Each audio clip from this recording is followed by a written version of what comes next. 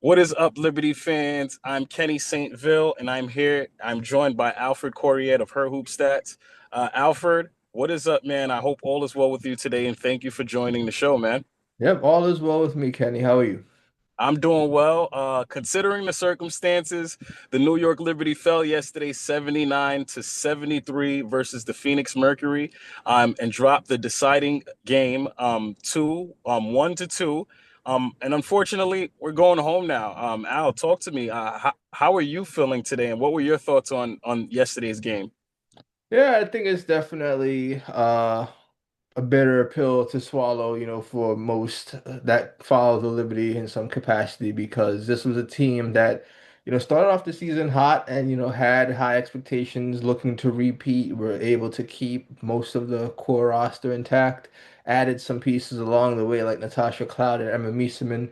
However, the story of everything just happens to be the injuries that the Liberty suffered during this season because when the Liberty were in a flow, we saw what that team looked like. One of the best, if not the best offense in the league, going 9-0 to start the season. And then, once injuries hit, it just really damaged the flow. And then it just snowballed where it was one injury after another.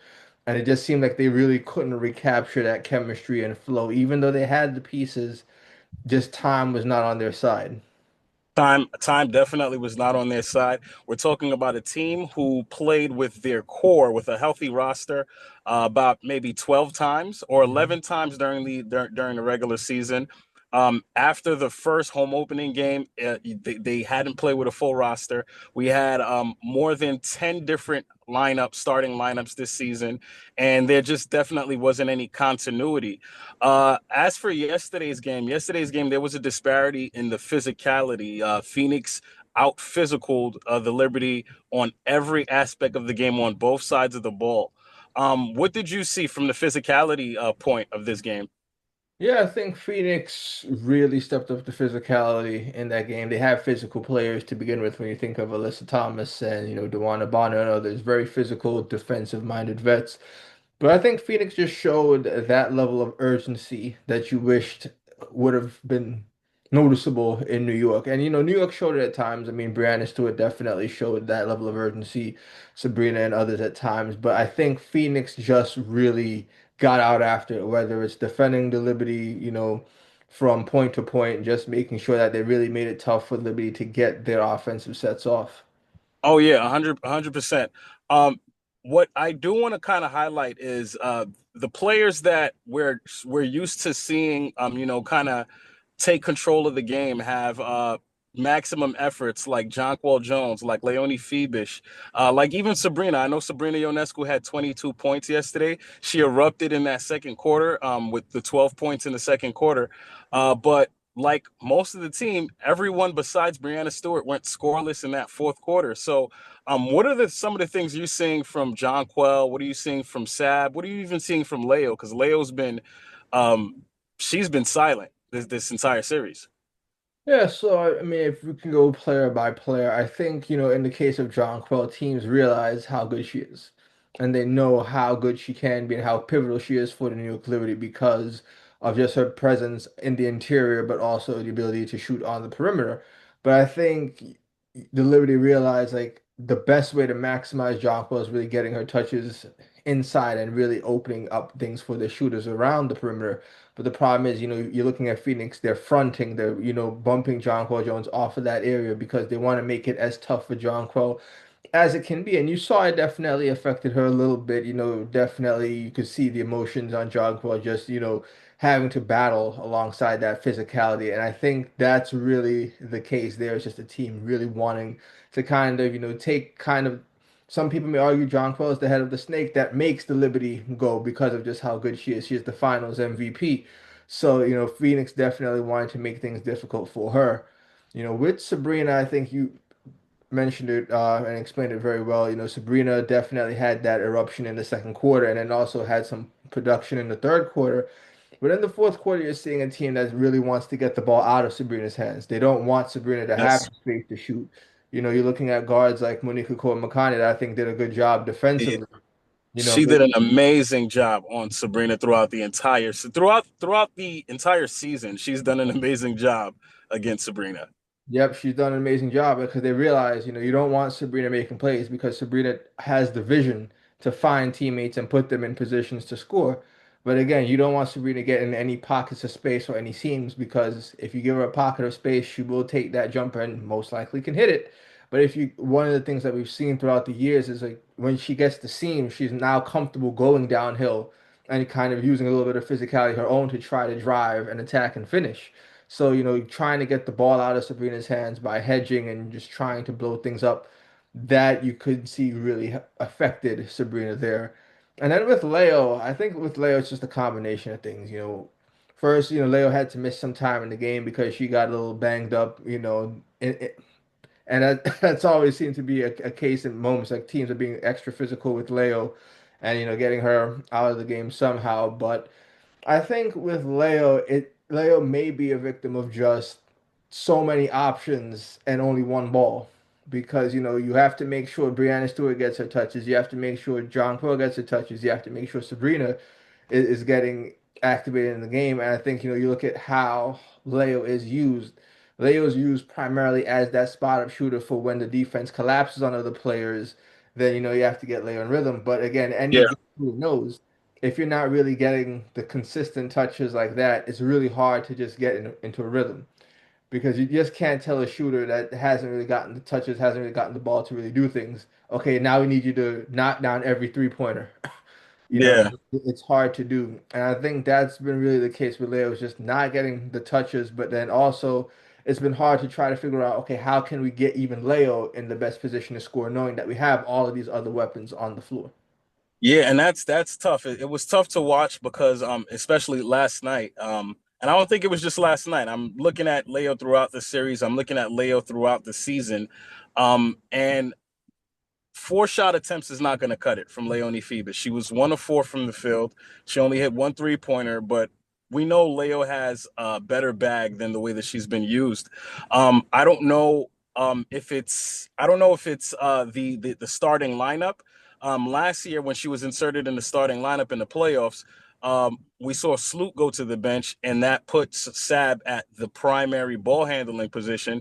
And obviously, you have your point forward in Stewie, and JJ could bring it up every now and then. But in this scenario, Leo taking 4 shots, I think, is a huge disservice to this Liberty squad. Brianna Stewart spoke about it at nauseum at the start of the season. We want Leo to be more aggressive, and I think at some point, especially maybe when Sabrina came back, she's kind of strayed away from that, and that to me was a little bit one of the main factors as to why we lost this game.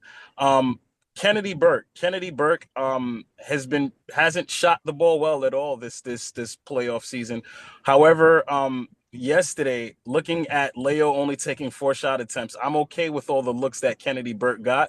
We were in a position to say, hey, maybe 1 or 2 of those drops, it's a different ball game. So I think Kennedy did exactly what she was supposed to do as a shooter. But do you have any thoughts on Kennedy Burke and anybody else on that bench play? Yeah, so I mean, I think Kennedy Burke just the shots weren't falling that night, and it was just one of those rare cases where I think just the perimeter shots she couldn't get because we saw at the beginning of the season Kennedy Burke was shooting around 56% from three. She shot 61.3% for the first through the first 9 games. It was crazy. It was Exactly. crazy. Like, and even later on in the season, like we know Kennedy Burke can knock those perimeter shots down. It just happened to not be that game for her. But the thing with Kennedy is she will always find some other way to impact the team. So whether it's driving and using her quick first step, we saw a couple of those where she was driving and getting and cutting and getting to the basket to try to give the Liberty some type of scoring. We saw her, intercepting passes and deflecting to try Yes, to give yes. them some defensive effort as well. So like Kennedy was doing the things necessary to try to keep the Liberty in the game. The only problem was just that the 3-point shots just didn't happen to fall. And it wasn't bad Just look. It was good looks, but you have a situation where sometimes it's just not your night. And it just happened to be that game. there was a quote from somewhere in the season. When I say the quote, you'll know where it came from. She made the wrong choice. She made the wrong choice. Those were the words of head coach Cheryl Reeve, who always has something to say in the media, whether if we're talking about choices or white deer. Cheryl Reeve always has something to say, and just judging off of Emma Mieseman's play, what are you saying about the choice that she made?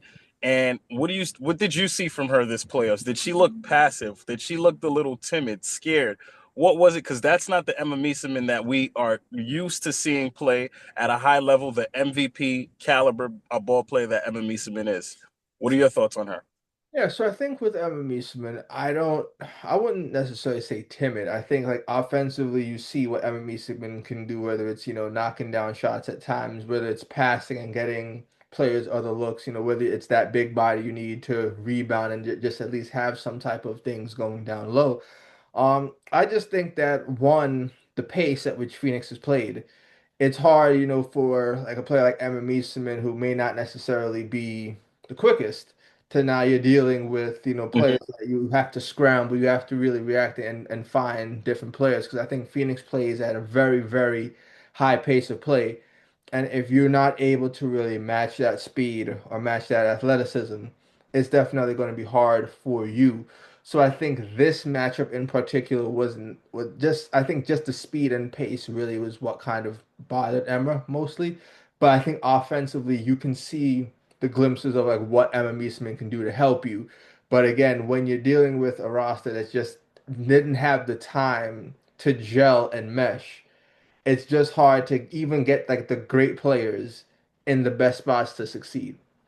Absolutely, yeah, and that's tough. That's something that's a hard task to ask of someone, especially midway through the season. The ups and downs, the ebbs and flows of the seasons, the injuries that this team has gone through. It's a tough ask. It's definitely a tough ask.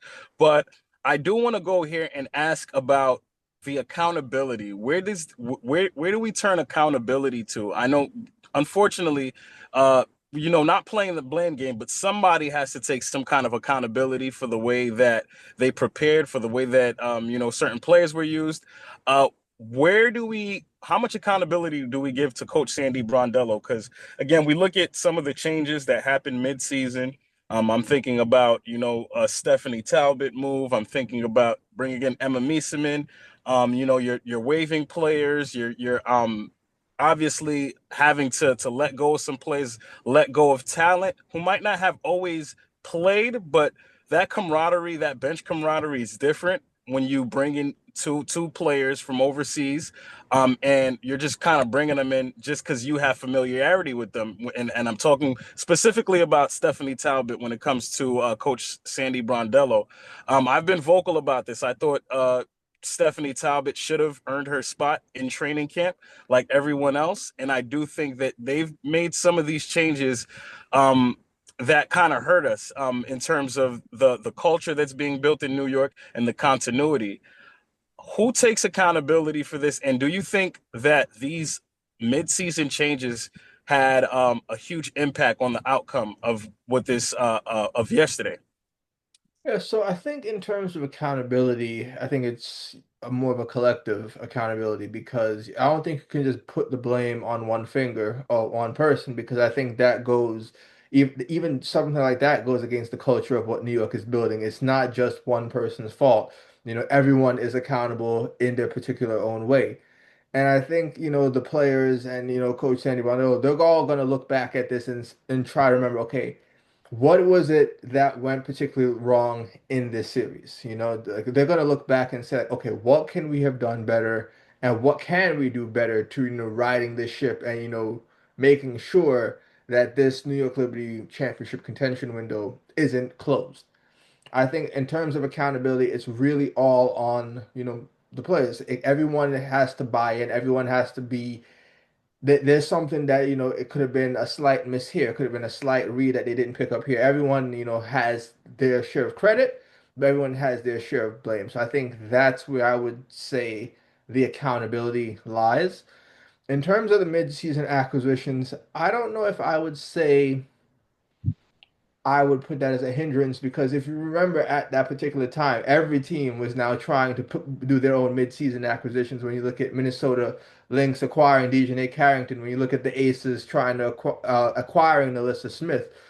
every organization was trying to kind of match up to what the Liberty looked like. And the Liberty were like, okay, other teams are trying to come for us now. How can we now even take ourselves to a next level? And, even with Stephanie Talbot, I think the one thing I would say is maybe they were leaning on that familiarity to help kind of get her situated right away. Because if you're going for a player that you don't necessarily have familiarity with at all, it comes even harder to try to acclimate her to an organization where you may not feel comfortable coming into the defending champions. They have their Yeah, own situation, they have their own camaraderie, they have their own bond. So if you don't really have those relationships, it's definitely hard to acclimate them.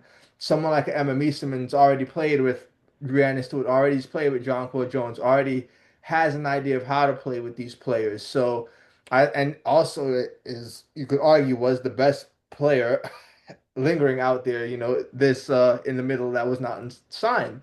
So I think you have to go for those swings and go for those things mid-season.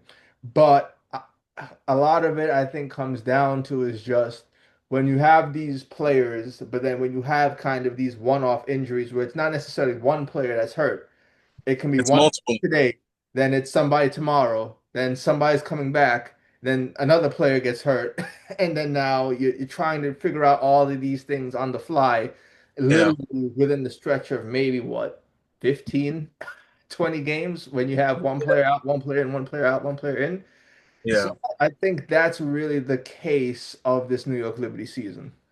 All right, so we're saying the accountability mostly should go to the players on this one. That's where you're headed.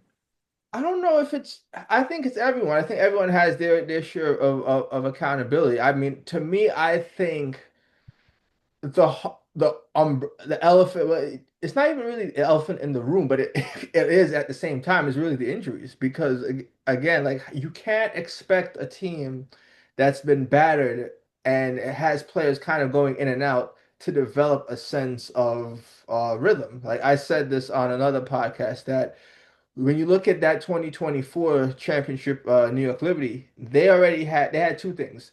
They had the pain of losing before, but they also had continuity with most of their players. Yeah, And even when you think they had some share of injuries that season, but not to the level of what we saw, not to the this level of what we season. saw. Absolutely not. You And we know, and we can't forget they did have an extended period of time, an extended break with exactly. The the Olympic break. Olympics. Yeah, so that was also helpful. And I think them playing throughout that and then going into Unrivaled, some players in Athletes Unlimited, and then coming back in, and the pace of this season, adding in 4 extra games, but not extending the season, Yeah. that has a lot to do with the injuries this season too. So I'm 100% with you. I thought you were gonna go, a little more controversial route, the way that the way that X is going, because X obviously, you're Mhm. not gonna win them all. It's a make or miss league. But right now, the conversation on X is very disappointing to see some of the commentary behind players like Jonquel Jones, the Finals MVP, to see some of the commentary behind Coach Sandy Brondello. I'm somebody who I'm putting most of the accountability on. I'm letting you know I'm putting most of the accountability on Sandy Brondello. However, I'm not calling for Sandy Brondello's job. I know that it was one of the questions that was asked yesterday. Um, do you believe Sandy Brondello belongs on a hot seat for and I'm going to say it just like this, for delivering a championship in 2024 and having an injury riddled season in 2025? Does Sandy Brondello deserve to be on the hot seat? I don't think so. And I know, like, there are going to be pockets that, disagree with that, wholeheartedly. But I think when you think about Sandy Brondello, she literally is the coach of the Seafoam season era. When you think of even in 2022, before the entire super team, like, Sandy Brondello helped the Liberty get to the playoffs. Get to the playoffs, yeah. So I think, like, when you look, she is New York's all-time winningest coach now. You're talking about a coach that's taken a team to two finals. So when you look at the injuries and stuff, that I think was out of her control in terms of like what you can do. Because you can make lineups, you can do things, you can change the rotations, but ultimately it's on that player chemistry, it's on that feel, it's on that flow. And when you have that, there's but so much that a coach can do. Because I think a lot of times we forget basketball is not like NBA 2K. You just can't put players on the floor and think like, okay, you're gonna It, have a 95 overalls everywhere, and okay, it you're gonna looks good on win the paper. game by 2030. There's Yeah, a it looks human good on paper. factor, there's a psychological factor, and once you don't have that flow, it's very hard. And I think one of the shining examples of that is even 2023, when the players first came together as a super team. Like you had names like Vandersloot, Jonquil Jones, Breanna Stewart, JJ, Benijah Sab. But even that season, because when you had John Crow missing training camp due to injury, and then Courtney Vandersloot missed some parts of training camp due to injury, they also needed time to really figure it out that first few games. And some of Yeah, those first few games weren't pretty. they One, weren't. they Yeah. lost their first game to Washington, a team that most people didn't believe that they should have lost to. So again, when you have things that are out of your control and you don't have that level of flow, it becomes hard to really just make adjustments and think, okay, we're gonna win this game just because you made this correct call. Now, are there things that, any coach can do? Sure. But I think when it comes to Coach Brondello, like you have to give her the benefit of the doubt in this case that, she's taken this team to multiple finals. She made the big adjustment in game five last year of actually going big and playing a lineup that never was played before with Stewie at the point. So I just think you have to give her grace for this particular season because, again, no one could have foreseen all of these injuries. And then I would throw the question back. Would you have wanted Coach Brondello gone after that 9-0 start? So here, this is what I was going to get to because I wanted to speak about that 9-0 start. Looking at the opponents in that 9-0 start, right? The opponents, I don't believe all of those opponents were above 500. Those might have been some sub 500 teams. It might have been the Liberty just doing what they were supposed to do. But one thing that stood out to me in that 9-0 start was the non-complacency and the complaints that Sandy Brondello kept giving to her squad in terms of the rebounding and the physicality. There were certain things within that offense that it just doesn't allow them to do certain things, and also their defensive sets too. There's been a lot of switching in their defensive sets, but that 9-0 start, I can't stay away from the 5-out offense, Al. The 5-out offense, it's brilliant when it works. But Mhm. the 5-out offense, do you think this is something that Coach Sandy Brondello should have kind of like stuck her guns to, knowing that you have a 6'6" WNBA Finals MVP who we're undefeated when she records a double double? I don't believe the New York Liberty were intentional about getting Jonquel Jones the looks in the spaces that they needed to. And yes, I know you brought this up earlier. Phoenix played and they definitely did everything that they can. Sorry about that. Yeah. Phoenix did everything that they can to make sure that they're putting physicality, and that's what they're supposed to do. This is the WNBA playoffs. That like they have to do that, and Jonquel has to be ready for that. But I don't believe there was intentionality on getting Jonquel the ball, letting her be the best person that she is. She's a phenomenal passer. Yes, I know she can shoot the ball, the three ball really well, but Jonquel taking 5 3-pointers in a deciding game, I think that's absurd. That's absurd to me, for lack of better words. But the 5-out are talk about. Please talk about it. Share your thoughts on it because again, I see the vision, but I don't think you can go far playing 5-out basketball in the playoffs when things kind of slow down and it's just moving side to side. You're not getting in the paint. So let's talk about that a little bit. Yeah, so I mean, I'm actually a big fan of the 5-out. I think the 5-out, when you have the pieces, when you have like a consistent of like what you want to do with it, I think it definitely works. I think when you look at teams on the NBA side, you look at teams like the Celtics and teams like even OKC to an extent, when you can have shooters that space the floor, it definitely, like once you create that initial mismatch of either someone going downhill or you bringing two to somebody, now if you have a shooter open, it's forcing the defense to really like run and you're forcing that defense to work. And I think New York had some success with it to begin the season. I think the chemistry and everything was there. I understand that, some people may not want your sizable big at 6'6", maybe possibly just being out on the perimeter. But I think where New York also has had some success with the 5-out is it sometimes morphs into a 4 out, 1 in. It's not always like a traditional 5 out. So sometimes they'll go into that 4 out, 1 in with Jonquil Jones down low. And then if you let Jonquil Jones, you get her the ball. Now if someone tries to, double if you get that extra dig, now you can kick out to Sab and then the defense is gonna rotate and then you have all those things. So I think where New York is gonna have, if you're bringing everybody back, you're bringing the core group back. I think New York is going to have to figure out like where do they want to be intentional of actually creating those mismatches and actually getting those advantages that they got earlier on in the season.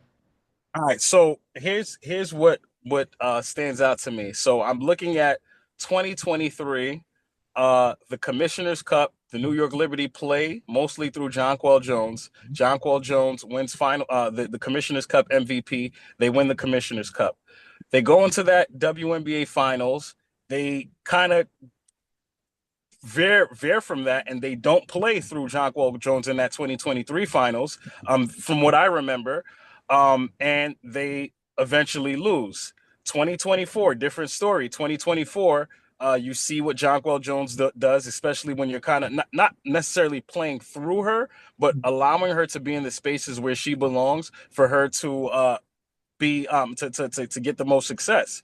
And now this season, going into this 5 out offense, like I said, it's like the 9-0 start. It looks good. It looks great at the 9-0 start. But when you start bumping into teams that are ready for this, that have the defensive sets to match up to this, that are clogging the paint and doing certain things, what's your game plan?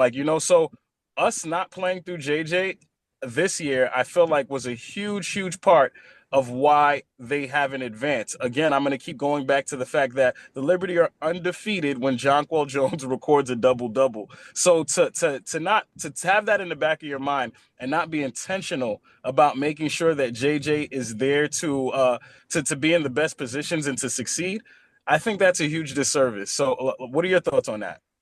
Yeah, so I mean, I think you actually brought up something interesting. We talk about like when you face New York faces tougher teams and they're clogging the paint. Well, now if they're clogging the paint and limiting Jonquil Jones from being dominant, then what next can they do? And I think that's where, you saw New York kind of struggles because at that point exactly, like New York knows that Jonquil Jones can be dominant and can be the force that she can be in the interior. But if teams are going to clog and collapse on her and then make it difficult for her to, get the ball out and get into what New York's flow is, I think then it becomes a situation of like, okay, how can we now get Jonquil Jones in other positions to where she can be successful? I think Jonquil Jones was a great perimeter shooter this year, and She I think was, yeah. New York definitely needed some of those 3-point shots that she had. I mean, I think you can think back to that comeback they had versus Atlanta, where Jonquil Jones had some big perimeter shots to give them that comeback effort to come back because again that Atlanta team you're dealing with Bree Jones and Brittany Griner down low who are two great interior defensive bigs so you have to find ways to get Jonquil Jones other opportunities that's just not just hammering home twos because teams are going to pick up on that but I definitely understand that level of consternation that fans will have because it's like she's 6'6" she's the biggest player on the floor Yeah, put her yeah. in the paint and just let her go to work but again I think teams are definitely evolving with the way they want to defend bigs and try to do that. And I think bigs are going to have to evolve to a way where you can't just be on the interior, most of the time. Yeah, I think Jonquel Jones has evolved in that sense. But for me, I think I'm never going to be a fan of 10 shots and 5 of those 10 shots are 3-pointers. I'm never going to be a fan of your first shot in the game being a 3-point. I come from that old school era. Like I was speaking on a live earlier. I was talking about a game back in high school, getting off the bench, got inserted into the game. I thought I was good. I thought I was ready to shoot. I thought I had a good look. I took a three. That was my first shot of the first shot coming into the game. And my coach looked at me like I was crazy. Like, what are you doing? Like, I know the game has evolved. 3 points are more than two. But Jonquel's physicality, I think when you go away from that, you're taking away options for the Liberty to get second chance points in offensive rebounding. You're taking away options for her to use her physicality to get the other team into foul trouble. So that was tough to watch, but I'm glad I spoke to you because your insight on this is completely different, and I love that you're bringing that perspective to the game, and the fans who are going to see this, to understand a little bit more of what coach and team might have been going through. So that was definitely tough, but on the outlook, looking at the off season, I know you're really big on the contracts and everything like that. How much of a change is this team going to need to make in the offseason? Do you think they need to make drastic changes, or are we going to have to wait to see how lockout negotiations go and these expansion teams? There's a lot going on. So, can you talk about those implications for the Liberty? Yeah, so I think first we have to see what that new CBA looks like because I think that's basically gonna define and allow everything else to happen after because that's really what the rest of the league is looking forward to. What does the CBA look like? What are teams going to be able to do? What they can't do? Plus, you also got the expansion drafts coming up. We have two new teams, Toronto and Portland. So, who are they going to take in that expansion draft? And then figure out, okay, if you're New York, where do you go from there? I mean, I think you don't necessarily want to break up this team because this team's, especially when you look at Brianna, Jonquel, Sabrina, and others, they've built up a rapport where you really have a core 4 or 5, and you possibly going to get Benija Laney back, because she's been out, recovering. So I think it's really figuring out what do you want to do with that bench. And I think you really want to build a team a bench that is one athletic, two, a bench that is versatile because you want to play that, inside and outside. You also want to have quality defenders. But Mm-hmm. I actually think those are probably the two more important things is, figuring out how can we make that bench more athletic and more versatile because you're also dealing with a Liberty roster that is getting up there in age. When you think of some of your star players, but when you also think of some of your bench players like a Rebecca Gardner, like Emma Meeseman, if you want to bring her back, Maureen Johannes is also getting up there. So I think if you're New York, you also want to find that balance of how can we get the best players that are going to give us a chance at a championship, but how can we now also get a little bit younger and a little bit faster for the next few years, 4 or 5 years of Liberty basketball? Oh yeah, 100%, and definitely going to need that key veteran presence. Obviously some key role players. Some things are going to change. Um, what I wanted to speak about too is also Natasha Cloud. Natasha Cloud, she had a really big game one. So good now. Yeah, Al. So speaking about Natasha Cloud is a prolific defender, amazing defender. She had an amazing game one, the leading scorer, definitely helped extend the season for the New York Liberty. Off-season acquisition, one that everyone wanted. But playing that back court with two guards in the back, do you think that's something that the Liberty are going to have to continue doing, or is it something where might start looking at bringing Natasha Cloud off the bench, or what adjustments do you think need to happen? Because they do need an extra ball handler on this team. Yeah, so I think moving forward, I think New York went a little bit away from what worked kind of in the playoffs and in the finals because they ultimately switched to Sab as the primary ball handler and facilitator with, 4 foot front court, 4 forwards like with Benai Jaleo, Stewie, and JJ. And I think that's where New York is going to have to get back to a little bit because what worked with that lineup is one, you were limiting the size problems that you may have. And I think that's something that Phoenix exploited very well is, Yeah, getting into those inverted pick and roll sets because now you're trying to force that mismatch of Alyssa Thomas on either Natasha Cloud or Sabrina Ionescu. So now you're talking about 6'2", strong and stocky versus 5'11" or 5'9". yeah. Something that Phoenix looked to exploit. Whereas if you have a more sizable roster on the floor where you can just switch that, now where you forcing AT to now create those mismatches. And I think stuff like that is what New York is going to have to look at in terms of how do we build a roster that is defensively strong because, when you had Benija, Leo, Stewie, and JJ, that size and defense and scoring. So I think that's something where New York is going to have to get back to now as it pertains to Natasha Cloud. I think Natasha Cloud should still be a member of the New York Liberty. I think just the leadership that she's brought to this team. When you think of just her just being vocal, just being a presence, and being someone that just gets everybody engaged. So a player that will literally go to bat at length for her players, for her teammates. I think you need that and you want that on this Liberty team. I think just moving forward, it's really a matter of how do you figure out what is the optimal lineup for us and how do we build around that. Oh, 100%, 100%. Al, man, I always appreciate you coming on because you come with a different perspective. You come with a knowledgeable perspective, and always kind of help talk fans off the cliff. Again, again, the discourse has been crazy on X. However, I appreciate having media individuals like yourself who take feelings aside and just speak about the game the way that it should be spoken about and the way that you respect the game and the players and everyone. I'm 100% appreciate that, and I'm always going to shout you out for the amazing work that you do. And speaking of the amazing work that you do, we got to get into the international play real quick because I want to know who are you looking at, especially knowing that we don't know what to expect for this upcoming season. We don't know what to expect for lockout. We don't know what to expect what for the off season and free agency.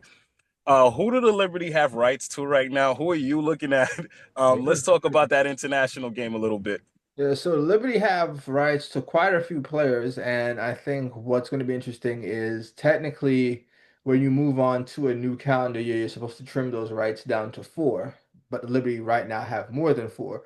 So when you look at just the younger part of the rights that they have the rights to Aja Khan, who they drafted in 2025 in the third round, a 6'3" long shot blocker from France. She actually was a top five shot blocker in that French league alongside Dominique Malonga. So Yes. that's something that fans could probably look forward to. Very raw offensively. There's still things to work off of, but I think that's a player that down the line you want to see maybe a year or two out. How does she look like moving forward? Because she's still young and she has time to grow into her own. They have the rights to Raquel Carrera, a front court player Yes. who plays Yeah. for the Spanish national team. Very savvy, high IQ, very versatile, can do it all, can knock down the perimeter shot. She's cutting, she can post, she can pass, she can do multiple things on the floor, and has had years playing at the high level with Valencia, who just won the Spanish League championship, and Yep. she played alongside Leonie Fiebig, so she has that, a repertoire now with a current Liberty player there. They have the rights to Marine Fatouks, who was part of that French Yeah. basketball team we saw in the Olympics. Right now, I believe she is recovering from injury that she sustained a little bit before Eurobasket. But we're hoping that she recovers and she's healthy. But definitely a savvy point guard that's overseas right now. They have the rights to Sia Redard, who's playing for AZS Lublin in Poland. Who she's actually a very interesting player because she's very 6'2". She's versatile, a very staunch defender. She's tough. She's physical. They play her sometimes as a little bit of that 3-4 role, but has one of the prettiest jump shots you'll see. And at one point we're shooting, I think 42% from three in Spain Mhm. last year, so like that's a player that, if she can put the tools together, she can definitely be that 3-4 you need to pair alongside Leo to just get that length, that shooting, that defense. So she'll be an interesting player. And you can actually catch her next week because her game is she's in the EuroLeague qualifiers. So Okay. Nice. she's playing alongside Destiny Slocum, who was previously in the W. They won game one of the qualifiers. If they win game two, then they will be playing in EuroLeague. So that would be good to have her getting some high level reps early on there. That's nice. They have the rights to Ivana Dojkic, who we saw last year as part of that championship team. She's with Venice now, who's also in qualifiers, so you can definitely watch Ivana Dojkic and see what she does there. And then they also have the rights to everyone's favorite big Hanju from China. Yes. So Yes. I was waiting for you to drop that name. I was waiting for you to drop some Hansu in here. Come on. Yeah, so the future looks bright. And we know in this Liberty organization is already a melting pot when we talk about international players. We got Germany, we got Belgium, we got Bahamas. What else we got? What else we have? We got Australia. Yeah, a lot. it's yeah, Oh, it's also one definitely player I forgot to mention, Annika Soltau. They have the rights to her. She's a 6'4" big out of Germany, can stretch the floor, can block shots, can do multiple things. She actually played this summer in the U20 Eurobasket for FIBA. Ended up leaving a little bit early because she suffered a concussion, but she's definitely a player that the Liberty have kind of held in high regard, and is someone that, if she decides to continue developing and go that route, she can be an interesting player moving forward. And I'm gonna put you on the hot seat real quick. I'm gonna put your GM hat on real quick. There's no understanding if the lockout, not sorry, not speaking about lockout, if there will be an expansion draft where teams will lose two players. We don't know what the expansion draft is gonna look like, especially in this new CBA. But let's say it was like last year. Who on this roster are you protecting? What six players from this roster would you protect? Yeah, so I think you definitely have to go with what you kind of went with last time. Like if they're allowing you to protect free agents, you have to make sure Stewie's not going anywhere. You have to protect Sab. You have to protect JJ. I would protect Natasha Cloud. I would protect Niara, and I'd actually protect Leo as well, just because of the fact that you have those two still on rookie scale contracts, which are still going to be, very cap flexible when you think of, we don't know what the cap will look like next year. So to have players on those team friendly deals, you definitely want to keep those players in tow. So, is Stewie still part of that? Because wouldn't she be a free agent? Yeah, she'd be a free agent. So that's why I'm just going based off of kind of what we know now, because I think that was kind of a little bit, rules were a little bit weird last year because you still had free agents that you could still technically protect, because it was like they were treating it as if you were like if you played on that team last year. So I think it's going to be weird because with everybody as free agents, how are you going to be able to protect those particular players? And especially now that you have two expansion teams, that means like that's double a loss for some of these teams. So. Yeah, yeah. That's they have to do something different. They have to do something different. What do you feel about the expansion draft? How can they change that up? Should they start going into different leagues? Should they start going overseas? How should they go about the expansion drafts? Yeah, I mean, I think with the expansion draft, I think it's tough because with 90% of the league as free agents, and not every team particularly has player rights that you can pick up. I think like if you look at what Golden State with the Valkyries they did, a lot of the players they picked were, you know, player rights that teams, felt that they didn't need, but obviously were key, valuable, high level Yeah, veterans overseas. But you're in a situation now where you don't technically have that abundance of rights in the league. So I'm very curious to see how the because I think it's going to be a little bit weird to really get a expansion draft like you got last time. 100%. Yeah, 100%. It's gonna be tough, man. It's gonna be tough. Al, I appreciate you for hopping on. Is there anything else you want to discuss? Anything that I missed? Anything Liberty? Anything international that you want to highlight or speak about before we get off? Yeah, so I mean, I think, this season definitely like, we all had high hopes, especially we had the hot start. But, like I said, injuries just definitely ravaged the season and we couldn't really get back to flow. But I think this is also an inflection point where New York Liberty fans have to be happy because there's a lot of things to look forward to. We have a practice facility coming in 2027. We have free agency. We don't know who can, maybe New York get some surprise acquisitions this offseason. We have young players that are going to be developing overseas and doing things. So I think the next 3 to 4, 5, however many years are going to look bright for New York Liberty. We have, the New York Liberty have their youth facility that's being built now in Yep, downtown Brooklyn. So, I think right across the street. exactly, right across the street. So I think there's just so many things positively, like to look forward to in the next coming years. So I think fans should just, what? It sucked, how we ended it now, but I think we can really make another run. I think we can make a push. Let's just see how we regroup because it's not necessarily about the fall. It's about how you get back up. And I Not, think this is an organization that we've seen it. Lost in 2023, came back better than ever in 2024. We got now this is another time where we're down in 2025. Let's see how we get back in oh, let's 2026 and the years to come. Oh, let's see how we bounce back. 100%, man. Alfred, always appreciate you for hopping on the show, coming on and providing your insight. Again, thank you. And want to shout you out for the amazing work that you've done throughout this season, the work that you're going to continue to do in the off season with the international play. And we're